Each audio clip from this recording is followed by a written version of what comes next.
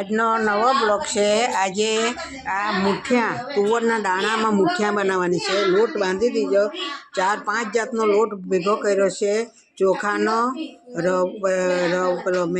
મેંદો, રવો અને બેસન અને ઘઉંનો, એમ કરીને 5 જાતનો લોટ ભેગો કર્યો છે ને આ લોટ બાંધ્યો છે ને દાણા બફાતા છે। પછી તે એનું એ થાય છે। અત્યારે હું આ બનાવવાની છે। વઘાર કરીને હમણાં ચડવા મૂક્યા છે દાણા। એકલા ઘરના તુવેરના દાણાનું દાણા છે, તેનામાં આ મુઠિયા આજે બનાવતા છે ને આ ધ્રુવીલ ચાટ બનાવે છે। આ ચાટ બનાવતો છે ધ્રુવીલ। જય કિસાન એમ કરીને આ ચાટ આપવાના હવે પરીક્ષાની તૈયારીઓ થઈ રહી છે। ધ્રુવીલ ચાટ બનાવી રહ્યો છે।